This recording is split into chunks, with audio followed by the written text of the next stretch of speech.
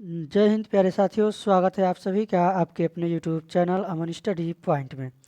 साथियों, हाजिर हैं एक और बिहार के प्राथमिक शिक्षक भर्ती की प्रैक्टिस वीडियो के साथ, जिसमें हम लोग 80 प्रश्नों को देखेंगे। मैथ के हम लोग पहले ही आपको मैं बता दे रहा हूँ कि इसमें मैथ के 40 प्रश्नों को नहीं देखेंगे, क्योंकि इसके लिए वीडियो लंबा हो जाएगा। तो ये 80 प्रश्न से ही हमारा जो है वीडियो काफ़ी लंबा हो जाएगा। चलिए शुरू करते हैं वीडियो को। इसके पहले वाला पार्ट आपने नहीं देखा है तो चैनल के प्लेलिस्ट में जाकर उस पार्ट को देख लीजिएगा। तो अब हम आ चुके हैं अपने प्रश्नों पर, और आपका पहला प्रश्न है आपके स्क्रीन पर। तो हमने आपको पहले ही वीडियो में बता दिया है कि हम लोग सामान्य जागरूकता, विज्ञान, सामाजिक विज्ञान और जो भारतीय राष्ट्रीय आंदोलन, भूगोल और पर्यावरण है, इन्हीं से संबंधित 80 प्रश्नों को देखेंगे। तो पहला प्रश्न है आपके स्क्रीन पर, इनमें से कौन संक्रामक बीमारी है? तो संक्रामक बीमारी है आई फ्लू। जैसे अभी आई फ्लू आया है, फ्लू यहाँ पर संक्रामक बीमारी हो जाएगा। चलेंगे अगले प्रश्न की ओर। विकल्प हमारा दूसरा यहाँ पर सही हो जाएगा। पानी में उपस्थित जीवाणुओं को समाप्त करने के लिए निम्नलिखित में से किसका प्रयोग किया जाता है? तो पानी में उपस्थित जीवाणुओं को समाप्त करने के लिए क्लोरीन का प्रयोग किया जाता है। ऑप्शन हमारा पहला सही हो जाएगा। अगला प्रश्न है, चांद पर कदम रखने वाला पहला व्यक्ति कौन था? तो पहला व्यक्ति था नील आर्मस्ट्रांग। हमारा जो है यहाँ पर ऑप्शन 2 सही हो जाएगा। तो वीडियो बड़ा ना हो इसलिए थोड़ा सा हम लोग फास्ट रिवीजन में देखेंगे। और इस पर जो है सबसे पहले जो व्यक्ति उतरा था वह आर्मस्ट्रांग 20 जुलाई 1969 को। ये आपको डेट याद रखना है, 20 जुलाई 1969 को ये डेट आपको याद रखना है। और यह नासा के द्वारा जो है भेजा गया था। अगला प्रश्न देखेंगे। नीचे दिए गए वक्तव्य, इसमें से एक तो इसमें आपका अभिकथन है, दूसरा उसका कारण कहा गया है। तो चलिए देखते हैं। नायलॉन कपड़ों के निर्माण हेतु बहुत प्रचलित हुआ है। नायलॉन रेशा प्रबल, प्रत्यास्था और हल्का था। यह चमकीला और घुलने में सुगम था। तो यहाँ पर जो है ये दोनों विकल्प जो है नायलॉन के बारे में, ये पहला भी सही है और दूसरा जो है इसके बारे में सही व्याख्या करता है। तो यहाँ पर जो है विकल्प हमारा पहला सही हो जाएगा। चलेंगे अगले प्रश्न पर। भोजन के बड़े बड़े पोषण तत्वों को साधारण तत्वों में कौन सा तंत्र बदलता है? तो भोजन के बड़े बड़े पोषण तत्वों को जो है पाचन तंत्र छोटे छोटे तत्वों में, साधारण तत्वों में बदलता है। विकल्प हमारा यहाँ पर दूसरा सही हो जाएगा। चलेंगे अगले प्रश्न पर। निम्नलिखित का मिलान करना है। इन्फ्लुएंजा है, अतिसार है, टाइफाइड है। तो टाइफाइड जो है यह वायरस नहीं, जीवाणु जनित रोग है। कैसा रोग है? जीवाणु जनित रोग है। सी हमारा जाएगा सेकेंड के साथ, अतिसार जाएगा प्रोटोजोआ के साथ, इन्फ्लुएंजा जाएगा विषाणु के साथ। तो इस प्रकार से अगर आंसर की बात करें तो इसका विकल्प हम देखेंगे।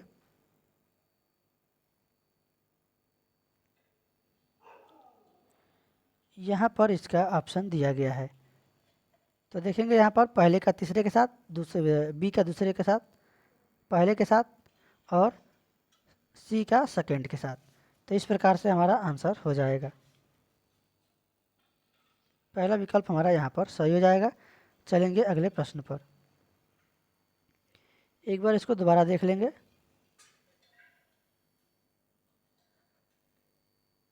इन्फ्लुएंजा यह जो है वायरस से होता है, थर्ड के साथ जाएगा। अतिसार प्रोटोजोआ के साथ जाएगा, टाइफाइड जीवाणु के साथ। चलिए देखते हैं अगले प्रश्न को। शरीर के लिए आवश्यक 5 पोषक तत्व कौन है? तो शरीर के लिए जो 5 आवश्यक पोषक तत्व हैं, कार्बोहाइड्रेट, प्रोटीन, वसा, विटामिन, खनिज लवण। ये हमारा पहला विकल्प यहाँ पर सही हो जाएगा। चलेंगे अगले प्रश्न पर। अगला प्रश्न है आपके स्क्रीन पर।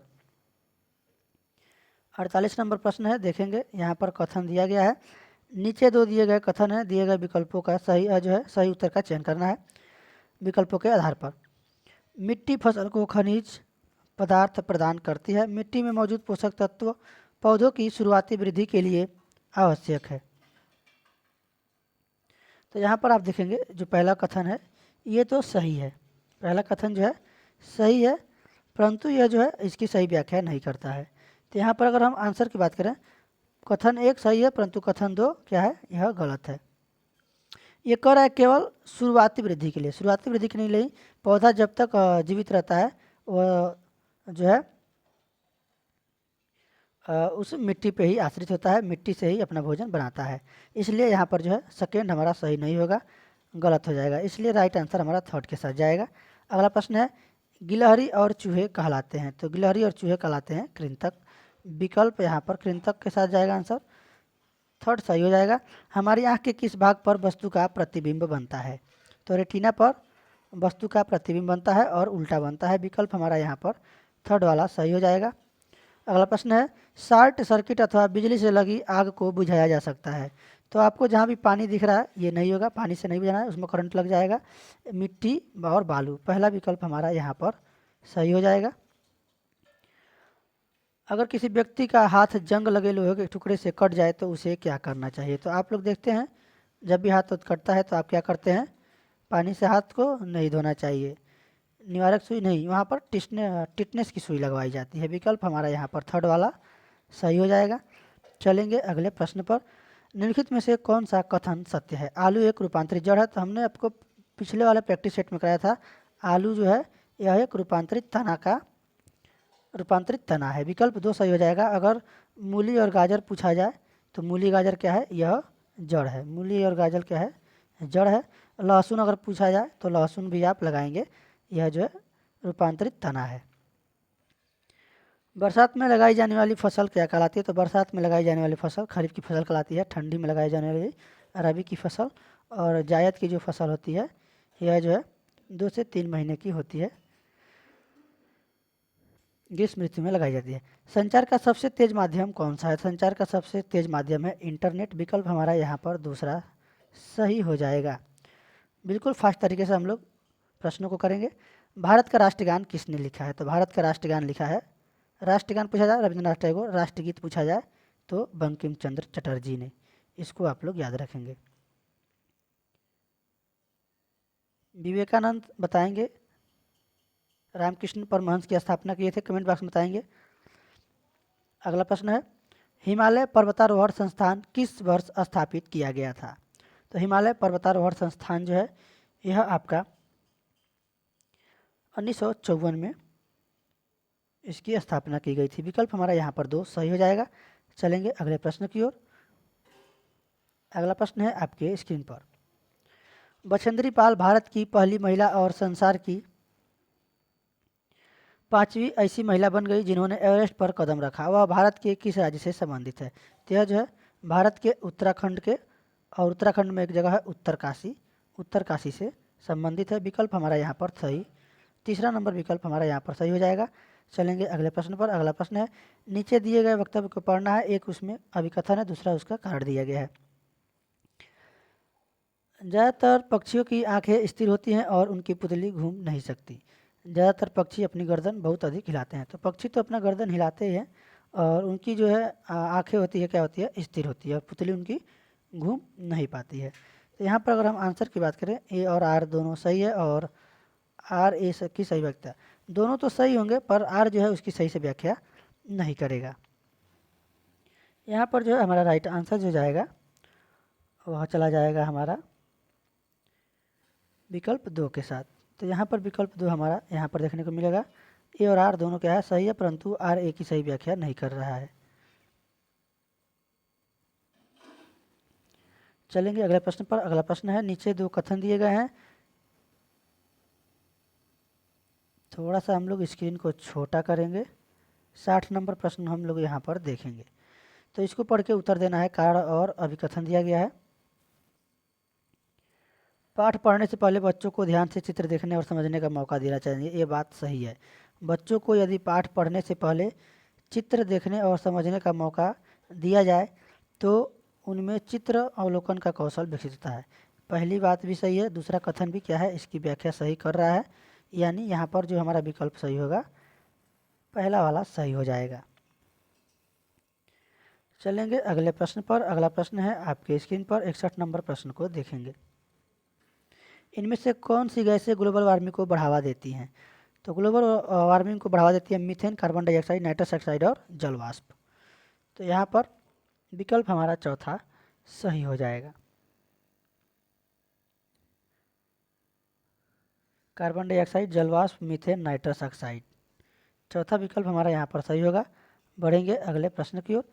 नीचे लिखी चीज़ों में कौन सी एक बायोडिग्रेडेबल है? यानी इसका मतलब ये हुआ, बायोडिग्रेडेबल का मतलब हुआ ऐसे पदार्थ जो हैं जो सूक्ष्म जीवों द्वारा जो है विघटित हो जाते हैं। सरल पदार्थों में क्या होते हैं? टूट जाते हैं। उन्हें हम बायोडिग्रेडेबल कहते हैं या फिर उसे हम निम्नीकरण कहते हैं। तो यहाँ पर अगर आंसर की बात करें, बड़ा लकड़, भुना हुआ चिकन और यहाँ पर एक हमारा हो जाएगा सेब। ये जो है तीनों क्या होंगे? बायोडिग्रेडेबल है। हमारा यहाँ पर चौथा विकल्प सही हो जाएगा।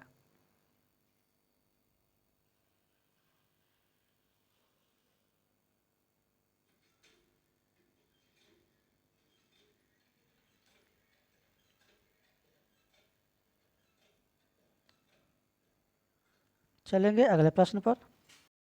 यहाँ पर एक बार हम लोग दोबारा इसको देखेंगे, इस प्रश्न को। यहाँ पर जो है बायोडिग्रेडेबल दिया गया है, जो आसानी से क्या होते हैं? विघटित नहीं होते हैं। विघटन इनका नहीं होता है। जैसे प्लास्टिक के सामान हो गए, प्लास्टिक के खिलौने हो गए, क्रेडिट कार्ड हो गया। ये वाला ऑप्शन हम लोग देखेंगे किस में दिया गया है। तो 2 प्लास्टिक के खिलौने, 3 सोने का तार, 4 भुना हुआ चिकन। ये तो हमारा ऑप्शन नहीं होगा, भुना हुआ चिकन इसमें आ गया है। और अगर बात करें क्रेडिट कार्ड, तो बायोडिग्रेडेबल, इसके लिए हमारा ऑप्शन 2 और 5 होना चाहिए और 3 होना चाहिए। 2, 5 और 3 नहीं दिया गया है। इसमें 4 है, ये भी नहीं होगा। 1 और 2 की बात करें तो प्लास्टिक खिलौने, बड़ा लकड़ी जो है यह आसानी से विघटित हो जाता है, तो निम्नीकरण होते हैं। और सब्जियां भी हैं, यह जो है हो जाती है। तो 6 वाला भी ऑप्शन नहीं होगा। 1, 4 और 6। तो यहाँ पर थोड़ा सा ऑप्शन इधर उधर इसका दिया गया है। चलिए कोई बात नहीं, आप लोग एक बार इसको सही से देखेंगे और कमेंट बॉक्स में बताएंगे आपके हिसाब से कौन सा आंसर होगा। वैसे हम लोग ऑप्शन 4 को यहाँ पर लगाएंगे। चलेंगे अगले प्रश्न पर। नीचे 2 वक्तव्य दिए गए हैं, एक तो अभिकथन और दूसरे को कारण कहा गया है। नीचे दिए गए कूट की सहायता से उत्तर का चयन करें। अभिकथन यहाँ पर दिया गया है, पौधे एवं जंतु वायुमंडलीय नाइट्रोजन का उपयोग सीधे नहीं कर सकते हैं। ये सही है। जब नाइट्रोजन उपयोगी यौगिकों में परिवर्तित हो जाती है तो पौधे इसका उपयोग मिट्टी में जड़ तंत्र द्वारा करते हैं। ये भी बात सही है। मगर ये जो है आर जो है एक ही व्याख्या नहीं कर रहा है, इसको ध्यान में रखेंगे। तो यहाँ पर जो है आंसर हमारा हो जाएगा 2। ए और आर दोनों क्या है? सही है। और आर जो है ए का सही व्याख्या नहीं करता है। विकल्प, अगला प्रश्न हमारा देखेंगे। विकल्प हमारा वहाँ पर दूसरा सही होगा। भारतीय संविधान के 52वें संशोधन अधिनियम 1985 के अंतर्गत 10वीं अनुसूचित निम्नलिखित में से किससे संबंधित है? तो ये जो है दल बदल से संबंधित है। इसको एंटी डिफेक्शन अधिनियम कहते हैं, दल बदल अधिनियम। विकल्प हमारा यहाँ पर तीसरा सही हो जाएगा। डिफेंस एंटी डिफेक्शन, इसको पढ़ेंगे एंटी डिफेक्शन, यानी यह जो है दल बदल विरोध कानून है। विकल्प थर्ड हमारा सही हो जाएगा। किस स्रोत का पानी पीने योग्य होता है? तो हैंडपंप का, जो कि पृथ्वी के अंदर होता है और वह शुद्ध होता है, जिसे हम हैंडपंप से निकाल कर पी लेते हैं। संविधान का कौन सा अनुच्छेद भारतीय नागरिक को समानता का अधिकार प्रदान करता है? तो यह जो है अनुच्छेद 14 है, याद रखेंगे। विकल्प हमारा चौथा यहाँ पर सही हो जाएगा। सबसे बड़ा महादेश कौन सा है? महादेश पूछा जाए या फिर महाद्वीप, दोनों बात एक ही है। अब इसमें आपको कंफ्यूज नहीं होना है। महाद्वीप एशिया महाद्वीप है और सबसे छोटा ऑस्ट्रेलिया है। और इसमें सबसे अधिक जनसंख्या वाला देश पहले चीन है और दूसरे स्थान पर क्या है? भारत है। ये भी फैक्ट आप लोग याद रखेंगे। चलेंगे अगले प्रश्न पर। भारत का लौह पुरुष किसे कहा जाता है? सरदार वल्लभ भाई पटेल को जो है भारत का लौह पुरुष कहा जाता है। और इन्हीं के जन्म दिवस पर राष्ट्रीय एकता दिवस मनाया जाता है। कब मनाया जाता है? 31 अक्टूबर को। ये भी आप लोग याद रखेंगे। राष्ट्रीय एकता दिवस 31 अक्टूबर को इनके जन्म दिवस पर मनाया जाता है। इनका जन्म 31 अक्टूबर 1875 को हुआ था। 1875 को आप लोग याद रखेंगे। नीचे दो वक्तव्य दिए गए हैं और इसको पढ़ के आपको आंसर यहाँ पर लगाना है। धमनियों में रक्त का प्रवाह तेजी से व अधिक दाब पर होता है। धमनियों की भित्तियाँ जो है मोटी और प्रत्यस्त होती हैं, ये बात सही है। दोनों क्या होती हैं, जो है विकल्प यहाँ पर क्या है, सही है। तो यहाँ पर जो है देखेंगे कूट को हम एक बार, ए और आर दोनों सही है और आर ए की सही व्याख्या करता है। ए और आर दोनों सही है परंतु आर ए की सही व्याख्या नहीं करता है।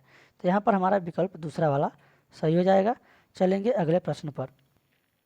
मृदा का वर्गीकरण किया गया है, इसके हिसाब से यहाँ पर हमको आंसर लगाना है। 70 नंबर प्रश्न देखेंगे। बलुई मिट्टी क्या होती है, इसके जो अधिक मात्रा में बड़े कण होते हैं। बलुई में क्या होते हैं, अधिक मात्रा में बड़े कण होते हैं। और जो है दोमटी मिट्टी में क्या होती है, अधिक मात्रा में छोटे कण होते हैं। और मिड में क्या होता है, बड़े और छोटे कणों का लगभग बराबर मिलना। तो बलुई फर्स्ट का सी के साथ देखेंगे किस में है, दूसरे और तीसरे में है। और देखेंगे यहाँ पर दूसरे का दूसरे के साथ कौन सा है, तो बी का दूसरे के साथ देखेंगे विकल्प 2 में आपका दिख रहा है।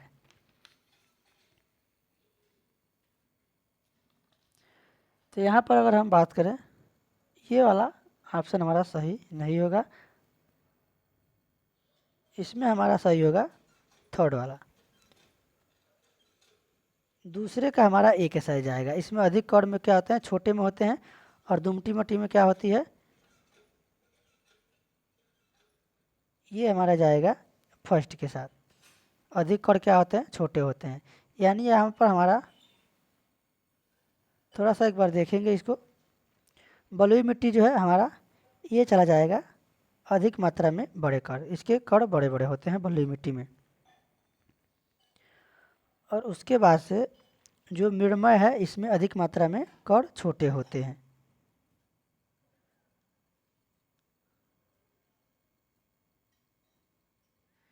ये थोड़ा सा मिसमैच हो रहा है। यहाँ पर हमारा ऑप्शन यहाँ पर 2 वाला ही सही हो जाएगा। विकल्प दूसरे के साथ सही लगाएंगे। थर्ड का जो है यह हो जाएगा ए के साथ, बलुई का जाएगा सी के साथ। और मिडमय जो है बड़े और छोटे कण लगभग बराबर मात्रा में होते हैं।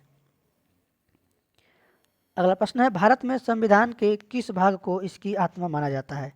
तो इसमें जो प्रस्तावना है, इसको जो है संविधान की आत्मा माना जाता है। विकल्प हमारा थर्ड सही हो जाएगा। चलेंगे अगले प्रश्न पर। निम्नलिखित में से कौन अल्प मात्रा में भी जल को कीटाणु रहित करता है। तो यहाँ पर जो क्लोरीन है, यहाँ पर विकल्प हमारा थर्ड वाला सही हो जाएगा।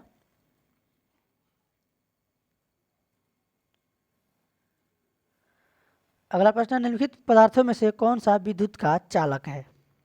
तो विद्युत का चालक हो जाएगा तांबा। और सबसे अधिक विद्युत चालकता पाई जाती है चांदी में। इसको आप लोग याद रखेंगे, ये फैक्ट आपका केमिस्ट्री जीके विज्ञान से संबंधित है।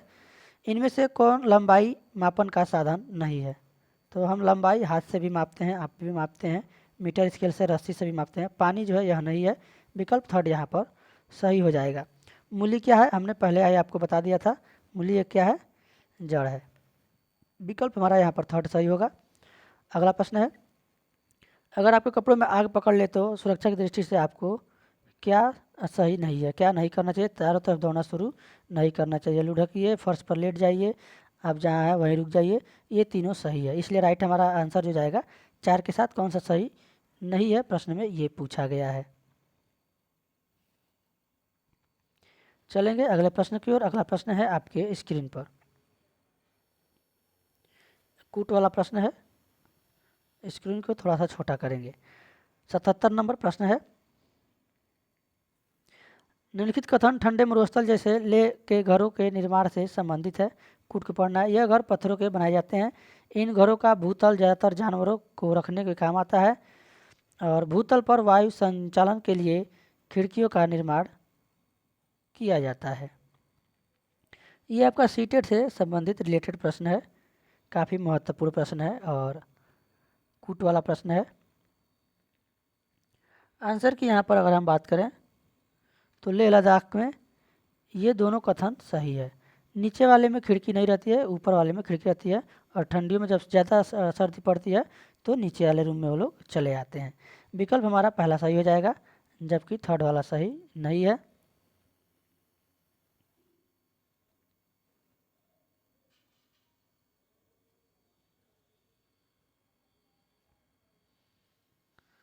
तो वहाँ पे खिड़की नहीं होता है, इसलिए हमारा तीसरा विकल्प गलत हो जाएगा।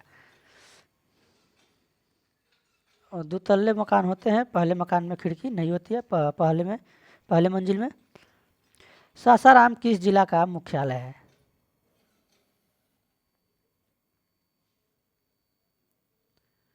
तो सासाराम जो है यह बिहार के रोहतास जिले में स्थित है। यहाँ पर अगर हम बात करें, विकल्प हमारा 2 नंबर सही हो जाएगा। नीचे यहाँ पर फिर कथन गए हैं, कथन वाला प्रश्न है, अभिकथन और कारण। इस बार रामू ने अपने बगीचे में एक भी पक्षी नहीं आने दिया, पर इस बार तो फल जो है आमों पर क्या हो गए, कीड़े लग गए हैं। पक्षी होते तो कीड़ों को खा लेते और इससे फल का जो है आम खराब नहीं होते। अब यहाँ पर आपको बताना है कौन सा विकल्प सही हो जाएगा।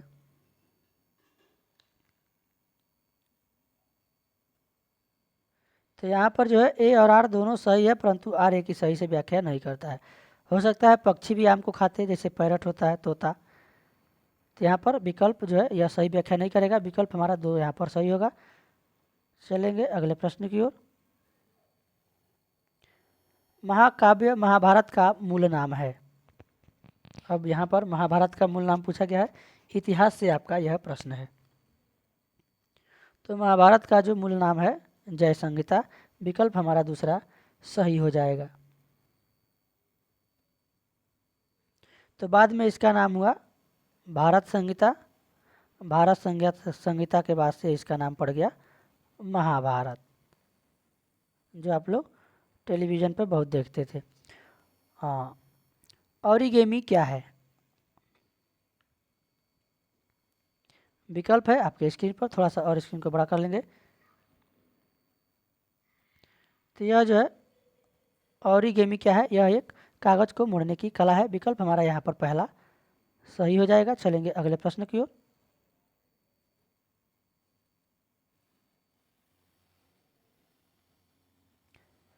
हाँ, ये आपका पुस्तक से संबंधित है, लेखक से संबंधित है। ग्लिम्पसेस ऑफ वर्ल्ड हिस्ट्री के लेखक कौन है? तो यहाँ पर अगर बात करें, इस पुस्तक को किसने लिखा है, किसके द्वारा लिखा गया है? तो ये पंडित जवाहरलाल नेहरू के द्वारा लिखा गया है। विकल्प हमारा यहाँ पर दूसरा सही हो जाएगा। चलेंगे अगले प्रश्न पर। अगला प्रश्न है आपके स्क्रीन पर, ये भी कथन वाला प्रश्न है। तो चलिए डायरेक्ट हम लोग कथन को देखेंगे और इसका आंसर लगाएंगे। हम अपने भोजन को ताज़ा रखने के लिए उसे रेफ्रिजरेटर में रखते हैं। रेफ्रिजरेटर का कम तापमान सूक्ष्मजीवों की वृद्धि में मदद करता है। तो यहाँ पर अगर बात करें, विकल्प हमारा पहला सही हो जाएगा। ए और आर दोनों सही है, और आर ए की क्या करता है, सही व्याख्या करता है।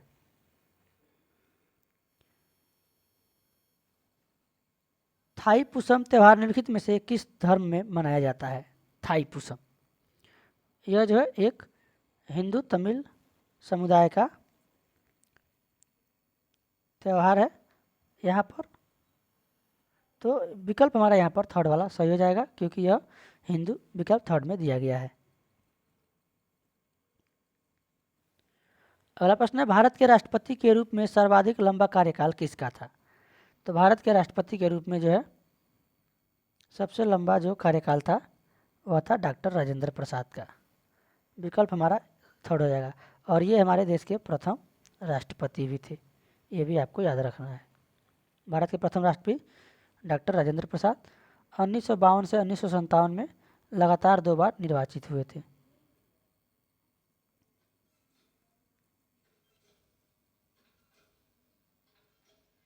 और इनको जो है सर्वोच्च नागरिक का जो है, देश के सर्वोच्च नागरिक का जो है पुरस्कार इन्हें भारत रत्न भी दिया गया है। ये भी आप लोग फैक्ट याद रखेंगे। ईवीएम किसे कहते हैं? ईवीएम मशीन का नाम सुना होगा। Electronic voter machine, electric voter machine, electric voting machine, या फिर इलेक्ट्रॉनिक वोटिंग मैनुअल। तो ये मशीन से संबंधित है। विकल्प अगर हम बात करें यहाँ पर, इसका सही हो जाएगा हमारा दूसरा, इलेक्ट्रॉनिक वोटिंग मशीन, जिससे कि इस समय वर्तमान समय में चुनाव हो रहे हैं। अगला प्रश्न है उर्वरक के बारे में सही है। उर्वरक रासायनिक पदार्थ है जो विशेष पोषकों से समृद्ध होते हैं। उर्वरक एक कार्बनिक लवण है। उर्वरक से मृदा को ह्यूमस प्राप्त होती है। उर्वरक में पादप पोषक जैसे कि नाइट्रोजन, फास्फोरस और पोटेशियम प्रचुरता में होती है। तो इस प्रश्न के अगर बात करें, उर्वरक क्या होते हैं? यह रासायनिक पदार्थ होते हैं जो विशेष पोषक तत्वों से क्या होते हैं? समृद्ध होते हैं। और उर्वरक में पादप पोषक जैसे नाइट्रोजन, फास्फोरस, पोटेशियम प्रचुरता में होते हैं। ये दोनों विकल्प हमारा सही हो जाएगा। आंसर हमारा यहाँ पर जो जाएगा विकल्प 2 के साथ, दूसरा विकल्प हमारा सही हो जाएगा। अगला प्रश्न देखेंगे। अगला प्रश्न है आपके स्क्रीन पर।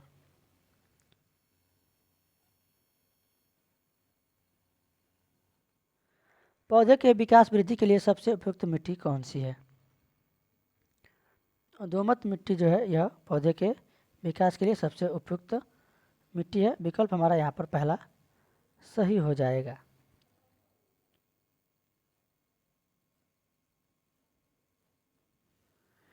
अगला प्रश्न है मृत्तिका मिट्टी कैसी होती है?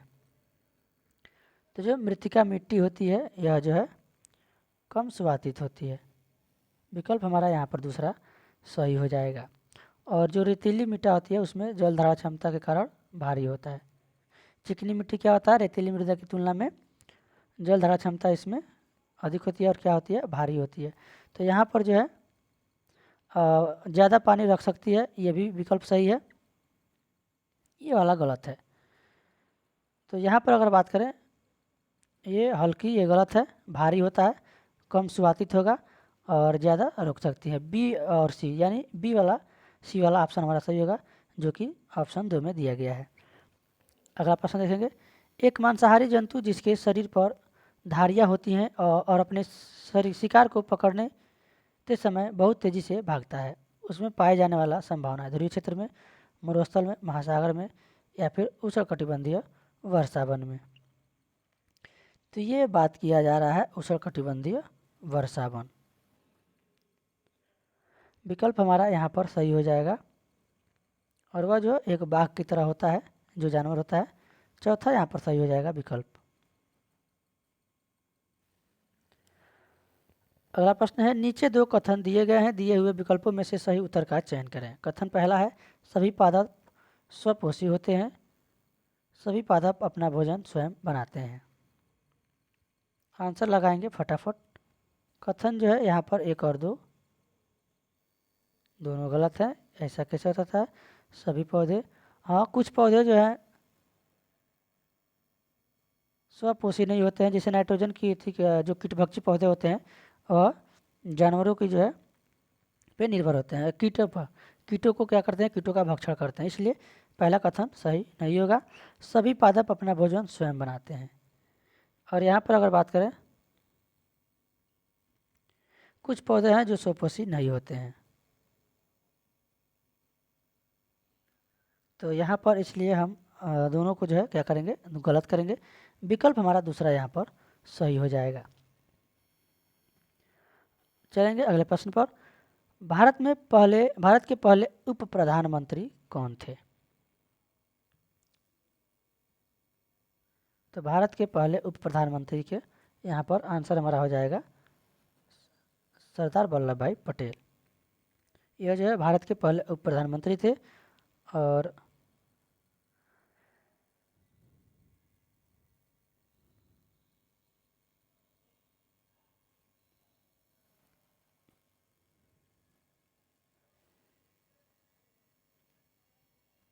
इन्हीं को लौह पुरुष के नाम से भी जाना जाता है, सरदार वल्लभ भाई पटेल को।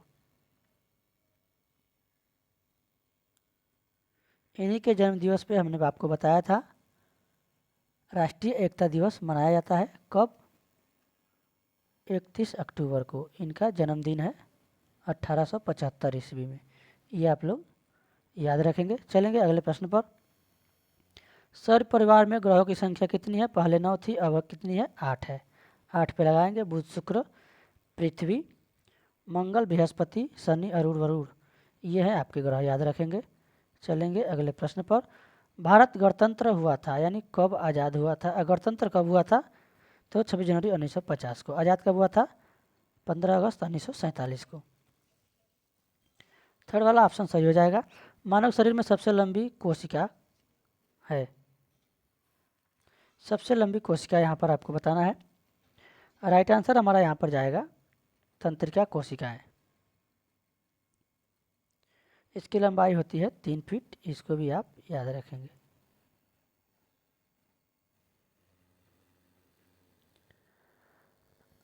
अब ये थोड़ा सा प्रश्न आप लोग देखेंगे।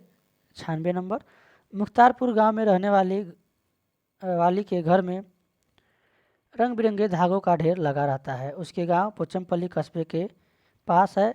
यहाँ ज़्यादातर परिवार बुनकर, इसलिए इस बुनाई को पोचमपल्ली के नाम से पहचाना जाता है। यह पोचमपल्ली बुनाई भारत के किस राज्य से संबंधित है? तो यह जो है आपका दो राज्यों से संबंधित है। कभी कभी वो वाला राज्य ऑप्शन में नहीं देता है, कभी कभी दे देता है। तो ये आपके पिछले साल जो सीटेट का एग्ज़ाम हुआ है उसमें यह प्रश्न पूछा जा चुका है। तो पोचमपल्ली यह किससे संबंधित है? तेलंगाना से। विकल्प हमारा यहाँ पर थर्ड सही हो जाएगा।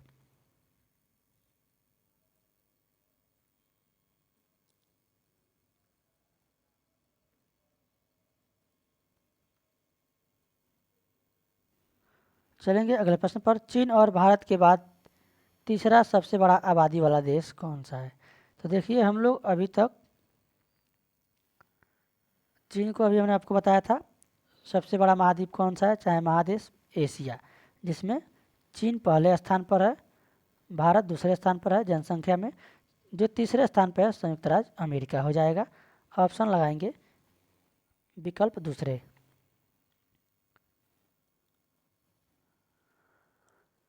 कौन सी गैस जलने में सहायक करती है? तो जो ऑक्सीजन गैस है यह जलने में सहायक करती है।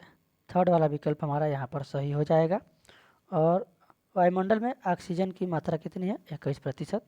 याद रखेंगे 78% नाइट्रोजन, कार्बन डाइऑक्साइड 0.03, 0.09 होता है आर्गन। ये आपको याद रखना है। अचार को लंबी अवधि तक रखना हो तो क्या करना चाहिए? पानी डालेंगे, खराब हो जाएगा। अचार को अंश निकाल देना चाहिए। पानी का अंश क्या है? उसे सुखा दिया जाता है, इसीलिए। तो विकल्प हमारा यहाँ पर दूसरा सही हो जाएगा। पानी में तेल मिलाकर नहीं रखना है, पानी खौलाकर नहीं डालना है, उससे नहीं होगा। उसको जो है सुखा देना चाहिए, जो पानी की मात्रा है। बिहार और उड़ीसा का विभाजन किस वर्ष हुआ था? यानी उड़ीसा से बिहार कब अलग हुआ था?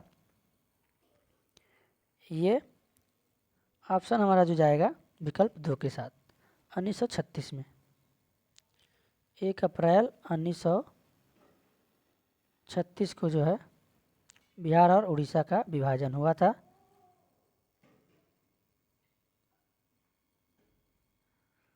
एक फैक्ट आप लोग इसमें और याद रखेंगे।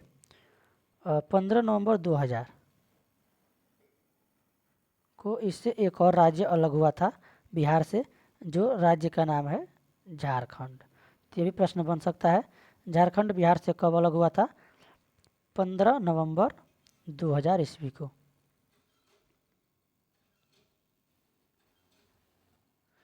किस राज्य को चावल का कटोरा कहा जाता है? काफ़ी महत्वपूर्ण प्रश्न है।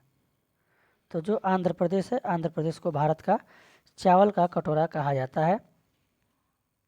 और इसका प्रयोग छत्तीसगढ़ के लिए भी किया जाता है, जो कि इस ऑप्शन में नहीं है। अगर छत्तीसगढ़ मिलता है तो छत्तीसगढ़ को भी लगा सकते हैं। दिमागी बुखार बच्चों पर होता है वह है दिमागी बुखार, जिसे अक्सर आप लोग सुने होंगे एंसेफेलाइटिस। विकल्प हमारा यहाँ पर थर्ड वाला सही हो जाएगा।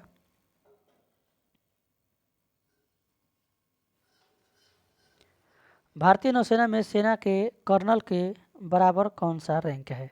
तो भारतीय सेना में जो कर्नल के बराबर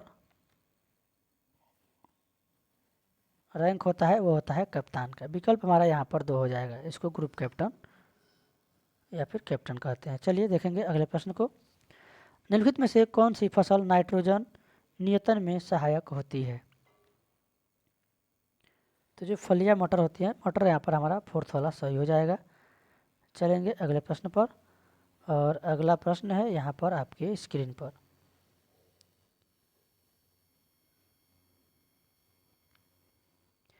दूध को सूक्ष्मजीव से मुक्त करने की प्रक्रिया को पाश्चीकरण कहा जाता है, क्योंकि इस क्रिया का आविष्कार प्रसादेश में हुआ था। पाश्चीकरण शब्द पर्शियन भाषा से लिया गया था। इस प्रक्रिया की खोज ब्रेल पास्चर ने किया था, या फिर इस प्रक्रिया की खोज लुई पास्चर ने किया था। तो इसको कहने का जो मेन रीज़न है, यह लुई पास्चर ने इसका खोज किया था, उसी के नाम से जो है इसे कहा जाता है। विकल्प हमारा यहाँ पर चौथा सही हो जाएगा। प्रशांत महासागर अटलांटिक महासागर को कौन सी लिंक जोड़ती है? तो इनको जो जोड़ने वाली नहर है, पनामा नहर है। विकल्प हमारा यहाँ पर थर्ड हो जाएगा। प्रशांत महासागर अटलांटिक महासागर को जोड़ने वाली पनामा नहर को यहाँ पर आंसर लगाएंगे। भारत में सहायक गठबंधन नीति किसने पेश की? विकल्प आपके स्क्रीन पर है। आंसर यहाँ पर जो हमारा जाएगा, लॉर्ड वेलेस्ली ने भारत में सहायक गठबंधन नीति को पेश किया था।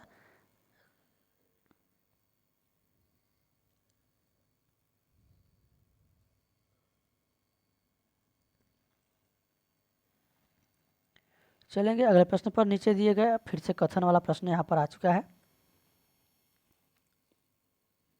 ध्यान से कथन को पढ़ेंगे। ग्रीष्म ऋतु में खेतों फसलों में पानी देने की आवृत्ति अपेक्षाकृत अधिक होती है। बात तो सही है। इसका कारण है कि मिट्टी एवं पत्तियों से जल वाष्पन की दर की अधिक होना, यानी जल वाष्प अधिक होता है, ये भी बात सही है। तो यहाँ पर ए और बी दोनों सही है, और आर जो है ए की सही व्याख्या भी करता है। महात्मा गांधी ने किस वर्ष दांडी मार्च आयोजित किया था? तो महात्मा गांधी ने जो है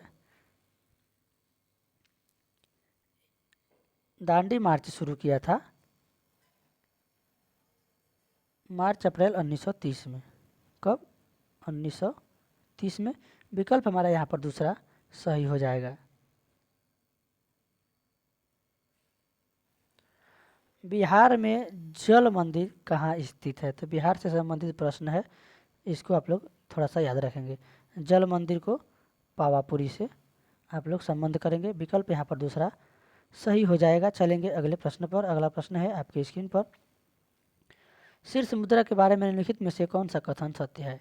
यह मृदु, समृद्ध और कम जल सोखने वाली होती है। शीर्ष मुद्रा यह कई जीवों जैसे कृमियों और कृंतकों को आवास प्रदान करती है। बड़े पादपों की जड़ें पूरी तरह से इसमें धसी रहती है, या फिर यह समानता हल्के रंग तथा इसमें ह्यूमस और खनिज की मात्रा कम होती है। तो यहाँ पर अगर बात करें, इसमें शीर्ष जो मुद्रा होती है, यह बड़े पादपों की जड़ें पूरी तरह से क्या करती है, इसमें धसी रहती है। ये हमारा गलत है।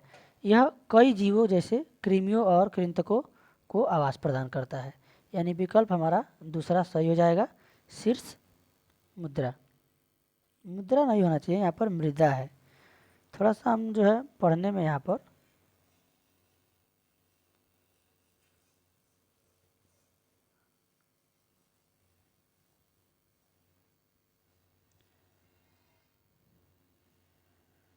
थोड़ा सा यहाँ पर मिस्टेक हुआ है। मुद्रा नहीं, शीर्ष मुद्रा है, मृदा होना चाहिए यहाँ पर। चलिए, यहाँ पर मुद्रा ही लिखा था, हमने मुद्रा ही पढ़ा है, मृदा होना चाहिए। आंसर हमारा यहाँ पर विकल्प दूसरा सही हो जाएगा।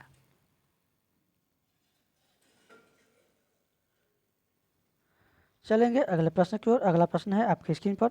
निम्नलिखित में से कौन अक्षांश रेखा भारत से होकर गुजरती है? तो आप एक बार नक्शा उठाकर इसको ध्यान से देखेंगे। जो कर्क रेखा है वह भारत के बीचों बीच से गुजरती है। विकल्प हमारा यहाँ पर सही हो जाएगा दूसरा। और कर्क रेखा जो है यह भारत के 8 राज्यों से होकर गुजरती है, इसको आप लोग याद रखेंगे। मिजोरम, त्रिपुरा। इसका एक ट्रिक भी है, त्रिपुरा, पश्चिम बंगाल, झारखंड, जी से झारखंड, छत्तीसगढ़, सी एच से छत्तीसगढ़, एमपी से मध्य प्रदेश। इसका 60 ट्रिक है। मित्र पर गमछा झार, तो ये इसका ट्रिक है, इसको आप लोग याद रखेंगे। राजस्थान और गुजरात, तो झार, र से राजस्थान, जी से गुजरात, मित्र यम, यम से मिजोरम, त्र से त्रिपुरा। ये इसका ट्रिक है, आप लोग एक बार देख लेंगे। नक्शा जरूर देखेंगे आप लोग। सौरमंडल का सबसे बड़ा उपग्रह कौन सा है? तो गैनीमीड, यहाँ पर आंसर लगाएंगे फोर्थ के साथ। और यह किसका है? बृहस्पति का सबसे बड़ा उपग्रह है।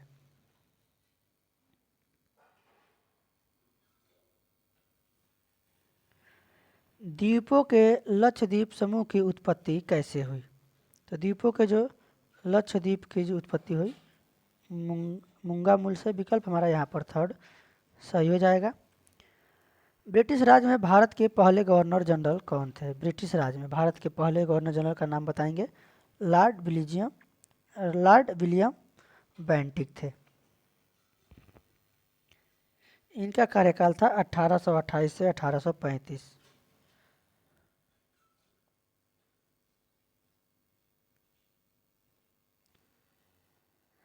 श्री राजगोपालाचारी को आप लोग याद रखेंगे।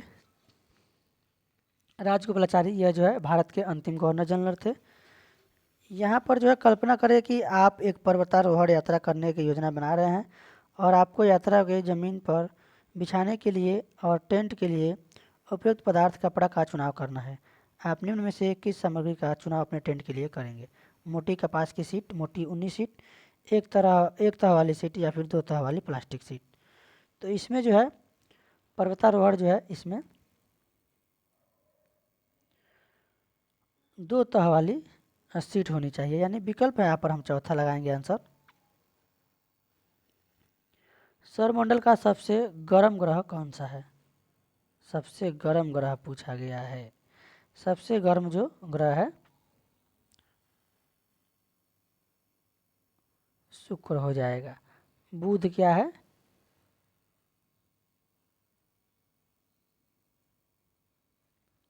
आप लोग बताएंगे। सबसे छोटा ग्रह है सौरमंडल का, सबसे छोटा ग्रह बुध है।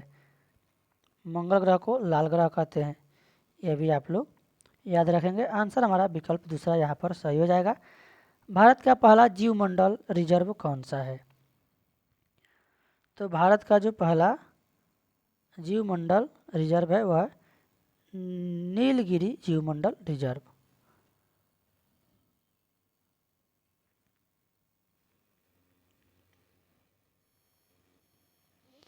देखेंगे अगले प्रश्न को, थोड़ा सा स्क्रीन को छोटा करेंगे। उस भारतीय परमाणु भौतिक शास्त्र को पहचानिए जो Tata institute of fundamental research के संस्थापकीय निदेशक और भौतिक शास्त्र के प्रधानाध्यापक थे। ऑप्शन है होमी जहांगीर भाभा, रामानुजन, विक्रम साराभाई या फिर आर्यभट्ट। आंसर हमारा यहाँ पर जाएगा होमी जहांगीर भाभा। विकल्प पहला यहाँ पर सही हो जाएगा।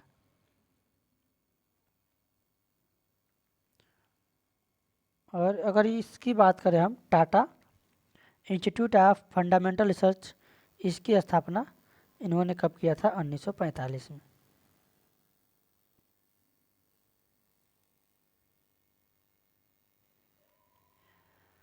यहाँ पर एक कथन दिया गया है, इस वीडियो का आखिरी प्रश्न है और इस कथन पर आपको विचार करना है। सही प्रश्न का जो है यहाँ पर उत्तर का चयन करना है।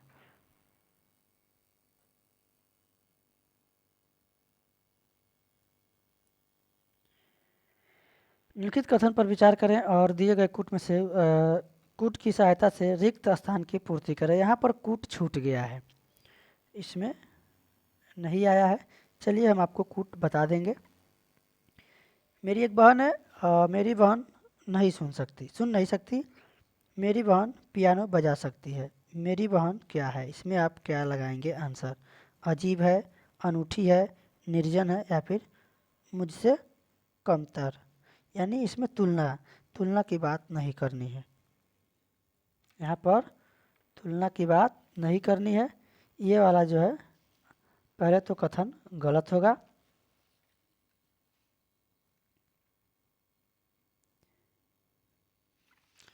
तो यहाँ पर जो है अनूठी वाला जो विकल्प होगा हमारा राइट आंसर हो जाएगा। विकल्प दूसरे के साथ हमारा आंसर चला जाएगा। तो साथियों हमारे जो है 80 प्रश्न इसमें पूरे हो गए। वीडियो कैसा लगा कमेंट बॉक्स में ज़रूर बताएं, और वीडियो पसंद आया हो तो वीडियो को लाइक और शेयर कर दें। चैनल पर पहली बार हैं तो चैनल को सब्सक्राइब कर लें। धन्यवाद। जय हिंद।